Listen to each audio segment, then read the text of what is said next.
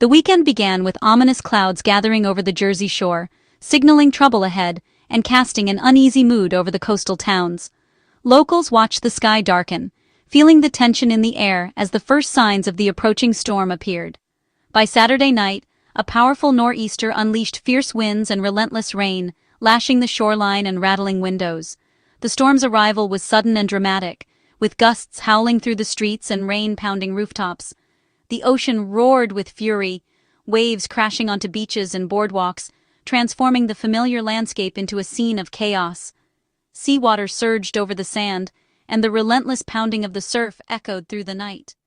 Residents quickly realized this was no ordinary storm. Its intensity was unmistakable. Many stood on their porches, watching in awe and concern as the wind whipped through their neighborhoods. As Sunday arrived, the storm intensified, with northeast winds pushing ocean water inland and raising water levels dangerously. High waves breached sand dunes, and the threat of flooding became all too real for many. Families stayed indoors, listening to the wind and rain batter their homes. Children pressed their faces to rain-streaked windows, while parents checked weather updates and hoped for the best. The air was cold and heavy, the sky a constant gray, and trees bent under the forceful gusts. The relentless wind made even the sturdiest trees sway, and the streets emptied as the storm raged on. People scrambled to secure outdoor items, bracing for the worst. Neighbors helped each other board up windows and tie down anything that could become airborne.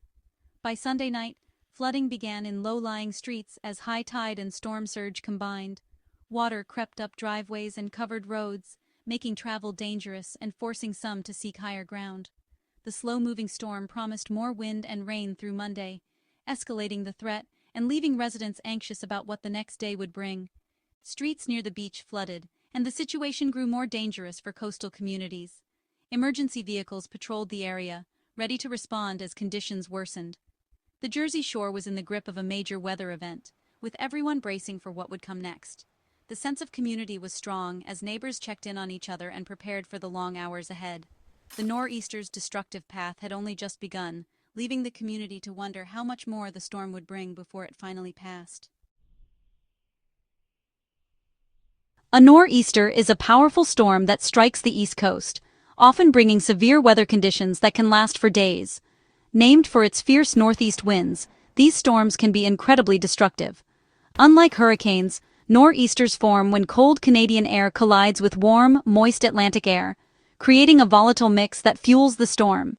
These storms are most common from September to April and can pack winds as strong as a tropical storm, making them a significant threat. The hallmark of a nor'easter is relentless wind and water, which can cause widespread damage.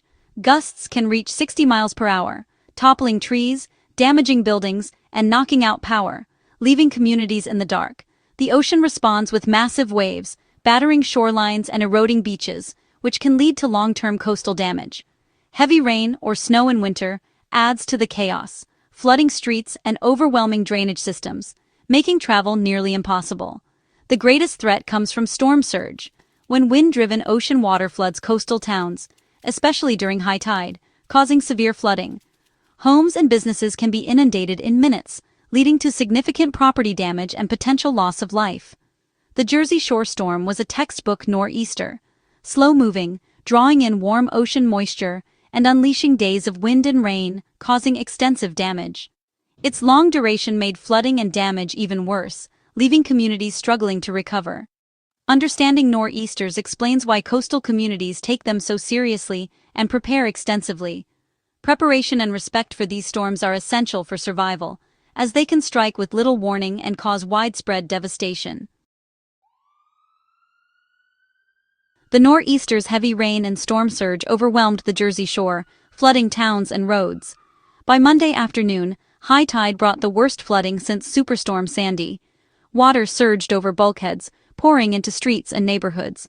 In Atlantic City, water levels soared above 8 feet, cutting off major highways and stranding cars. The city became an island, isolated by floodwaters. Cape May faced similar historic flooding, with streets and tourist areas submerged. Some roads disappeared under 2 to 3 feet of water, turning neighborhoods into lakes. The relentless wind and waves eroded beaches and damaged protective dunes. Debris floated through murky water, and officials warned of hidden dangers like downed power lines. Major road closures added to the chaos, trapping residents and complicating emergency response. The flooding was a stark reminder of the vulnerability of coastal communities. When a nor'easter strikes, the ocean can reclaim the land in hours. The nor'easter's winds rivaled a tropical storm, with gusts up to 60 miles per hour battering the coast. The relentless force of the wind howled through neighborhoods, shaking windows and rattling doors, making it impossible to ignore the storm's power. These sustained winds snapped tree branches, toppled utility poles, and left thousands without power. Streets were littered with debris, and entire blocks were plunged into darkness as the electrical grid struggled to cope. Utility crews braved dangerous conditions to restore electricity, but progress was slow. Downed wires and hazardous roads made every repair a challenge, and many residents faced long, anxious hours waiting for the lights to come back on. The ocean churned with waves up to 15 feet high, smashing boardwalks and eroding beaches. The relentless pounding of the surf reshaped the coastline, leaving behind splintered wood and washed-out sand. Rip currents and flying debris made the shoreline hazardous. Even experienced locals were forced to keep their distance, as the risk of injury was simply too great. Rain whipped sideways, reducing visibility and making travel treacherous. Drivers struggled to see through fogged windshields, and pedestrians clung to whatever shelter they could find.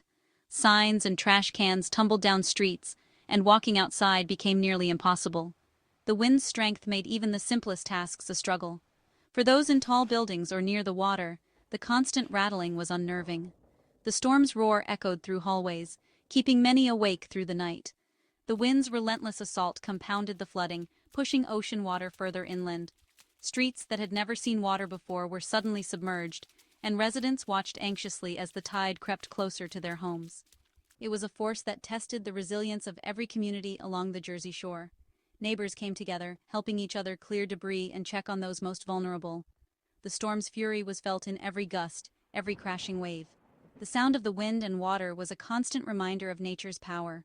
The wind was as much an enemy as the water, leaving a lasting mark on the landscape and the people who call the shore home. As the nor'easter approached, officials and residents sprang into action. Acting Governor Tahesha Way declared a state of emergency, mobilizing resources and urging people to stay off the roads. City leaders in places like Atlantic City used lessons from past storms, setting up barriers and moving equipment to higher ground. Emergency shelters were readied, and first responders prepared rescue gear. Residents stocked up on essentials, water, batteries, food, and secured outdoor items. In flood-prone areas, sandbags were placed at doors. The National Guard was activated to assist with rescues and debris removal. The goal: minimize harm and ensure help was available for anyone in need. Preparation was key to weathering the storm's impact. Communities faced the nor'easter united and ready. The nor'easter brought travel to a standstill across the Jersey Shore. Flooded highways like Route 40 and Route 30 cut off Atlantic City, while local streets became impassable. Public transportation ground to a halt. NJ Transit suspended bus and train routes in coastal areas. Airports from Boston to Washington, D.C., faced hours-long delays and cancellations as wind and rain made flying unsafe. Businesses suffered as tourists stayed home and employees couldn't get to work. Restaurants, shops, and hotels sat empty, losing crucial weekend revenue. The storm's impact rippled through the local economy, highlighting the region's dependence on safe, reliable travel. For many, the nor'easter meant isolation and uncertainty. The ability to move freely vanished overnight. The storm's reach extended far beyond the shoreline.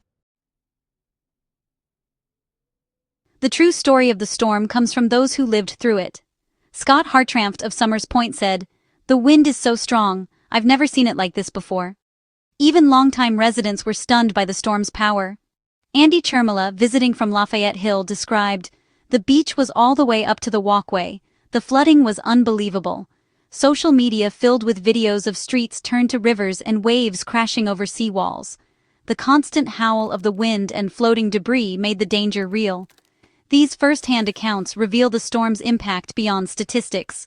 Neighbors checked on each other, sharing supplies and support. The shared ordeal brought communities closer, even as they faced fear and uncertainty. Behind every weather report are real people, enduring and adapting. Their voices remind us of the human side of every disaster, the Nor'easter's legacy is written in their experiences. Safety was the top priority as the nor'easter raged. Officials warned, "Turn around, don't drown, never drive through flooded roads. Just a few inches of water can sweep away a car or hide dangerous debris." Downed trees and power lines posed deadly risks. People were urged to stay clear and report hazards. Staying informed was crucial. Battery radios and trusted news sources kept residents updated on conditions and evacuation orders. Emergency kits with water, food, flashlights, and first aid supplies were essential. Charging phones and preparing for power outages helped families stay connected. The goal: protect lives above all else. Simple precautions made a big difference in surviving the storm. Safety rules are written in the aftermath of every disaster. By Tuesday, the nor'easter finally began to move away, and the weather slowly improved. As the skies cleared, the daunting task of cleanup and recovery began. Streets were left coated in mud and debris, and utility crews worked tirelessly to restore power. Homeowners assessed damage: flooded basements, missing shingles, and eroded beaches.